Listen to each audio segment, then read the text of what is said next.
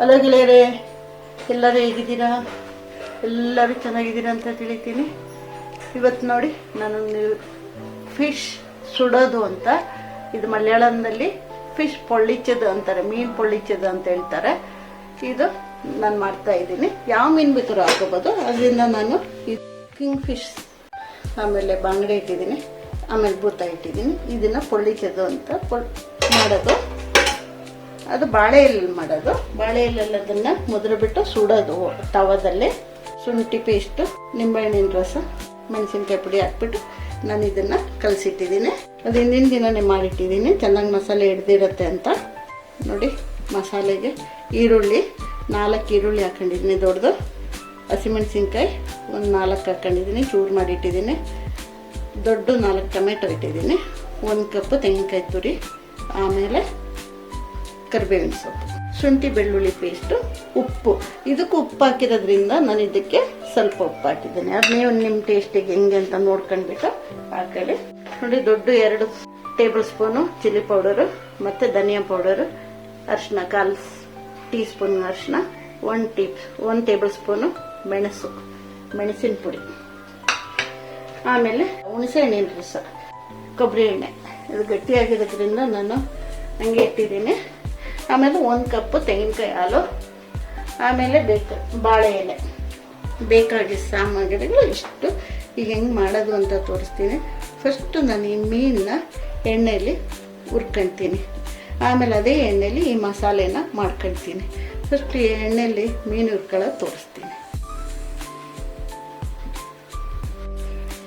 ಸ್ವಲ್ಪ ಮೀನು ಕೊಬ್ಬರಿ ಎಣ್ಣೆಯಲ್ಲಿ ಮಾಡಿದರೆ ಚೆನ್ನಾಗಿರುತ್ತೆ ಅಂತ. ನಿಮಗೆ ಇಷ್ಟ ಬಂದಿದೆ ಎಣ್ಣೆ ನೀವು ಹಾಕೊಳ್ಳಿ.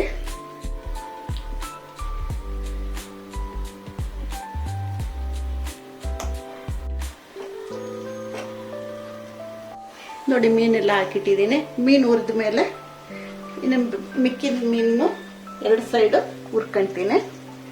ಆಮೇಲೆ ಇದೇ ಎಣ್ಣೆಯಲ್ಲಿ ಮಸಾಲೆ ಮಾಡ್ತೀನಿ.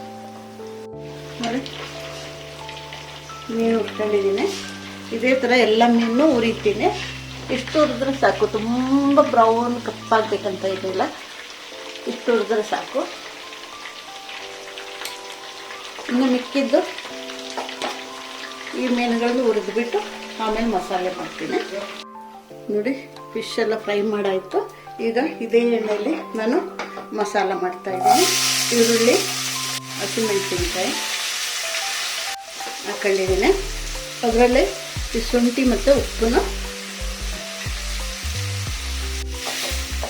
ಸ್ವಲ್ಪ ಕೆಂಪಗೆ ಮಾಡ್ಕೊಳ್ತೀನಿ. ನೋಡಿ, ಪುಡಿಗಳೆಲ್ಲ ಹಾಕ್ತಾ ಇದ್ದೀನಿ.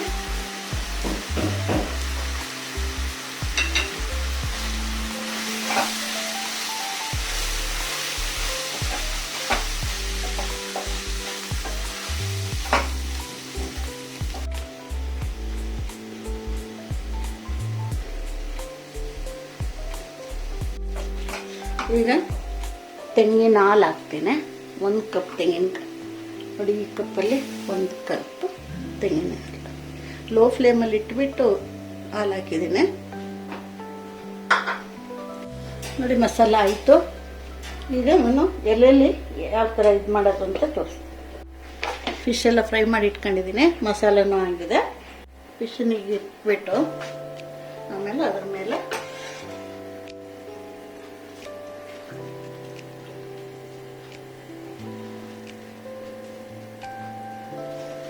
ಹಾಕ್ಬಿಟ್ಟು ತವದ ಮೇಲೆ ಎಣ್ಣೆ ಏನು ಹಾಕದೆ ಸುಡೋದು. ಅದಕ್ಕೆ ಪೊಳ್ಳಿಚ್ಚದಂದ್ರೆ ಸುಡೋದು ಅಂತ. ಅದಕ್ಕೆ ನಾನು ರೋಸ್ಟ್ ಮಾಡ್ತಾ ಇದ್ದೀನಿ. ತವ ಇಡ್ತೀನಿ, ತವದ ಮೇಲೆ ರೋಸ್ಟ್ ಮಾಡ್ತೀನಿ. ಇದನ್ನ ಈ ಕಡೆ ಚೇಂಜ್ ಮಾಡಿಬಿಟ್ಟು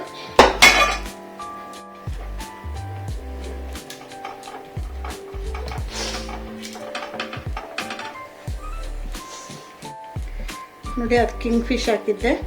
ಈಗ ಇದನ್ನು ಬಾಂಗ್ಡ ಹಾಕ್ತಾ ಇದ್ದೀನಿ.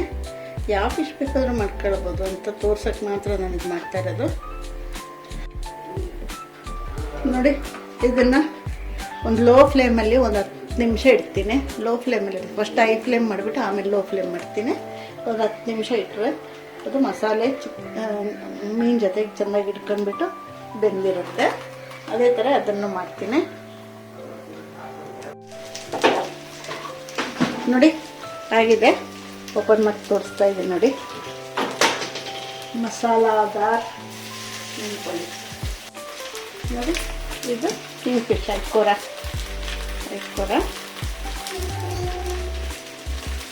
ಇದು ಮಸಾಲಾದಾರ ಆಗಿದೆ. ತುಂಬ ಟೇಸ್ಟಿಯಾಗಿರುತ್ತೆ. ಎಲ್ಲರೂ ಮಾಡಿ, ಎಲ್ಲರಿಗೂ ಇಷ್ಟ ಆಗುತ್ತೆ. ಇಷ್ಟ ಆದರೆ ಲೈಕ್ ಮಾಡಿ, ಶೇರ್ ಮಾಡಿ, ಸಬ್ಸ್ಕ್ರೈಬ್ ಮಾಡಿ.